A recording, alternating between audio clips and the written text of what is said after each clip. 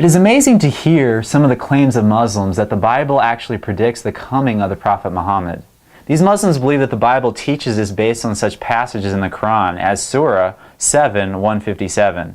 However, the passages from the Bible that these Muslims appeal to in order to support their case are always taken out of context. One of these popular passages is Deuteronomy chapter 18, verses 15 to 18. This text reads, "The Lord your God will raise up for you a prophet like me from your midst, from your brethren. Him you shall hear. According to all you desired of the Lord your God in Horeb in the day of the assembly, saying, Let me not hear again the voice of the Lord my God, nor let me see this great fire any more, lest I die. And the Lord said to me, What they have spoken is good. And again in verse 18, I will raise up for them a prophet like you from among their brethren, and will put my words in his mouth, and he shall speak to them all that I command him." That's from the New King James Version. In spite of the claims of these Muslims, there are many reasons why this passage does not in fact refer to the Prophet Muhammad. First, the brethren reference in these verses, given the context of Deuteronomy 18, the term brethren is actually referring to Israelites or Jews. Deuteronomy 18:2 says, "They shall have no inheritance among their brethren." So the reference again is to Jews. Also elsewhere in the book of Deuteronomy, the term brethren refers to fellow Israelites. For example, Deuteronomy 17:15. Since the term brethren refers to Israelites, why would God raise up a prophet from among the enemies of Israel, which would be the Arabs?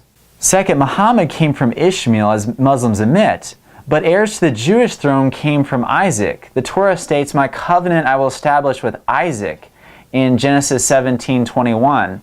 Later, God repeats the same message. "In Isaac your seed shall be called," Genesis chapter 21, verse 12. Third, the prophetic line was actually through Isaac. The Quran teaches that the prophetic line came through Isaac, not Ishmael, so it even agrees with the Bible. And this is what it says, "And we bestowed on him Isaac and Jacob, and we established the prophethood and the scripture among his seed." That's in Surah 29, verse 27. However, Yusuf Ali adds the word Abraham in the translation to make it read, "We gave Abraham, Isaac, and Jacob, and ordained among his progeny prophethood and revelation."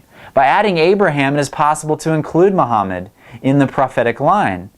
However, Abraham is not found in the Arabic text of the Quran, which Muslims consider to be perfectly correct. So, the fourth reason is that Jesus fulfilled Deuteronomy 18 perfectly. First, he came from his Jewish brethren. That's found in Galatians 4:4. Deuteronomy 18:18 says, "He shall speak to them all that I, God, commanded them." Jesus said, "I do nothing of myself, but as my Father taught me, I speak these things." He says that in John 8:28. You can also look at John 12:49.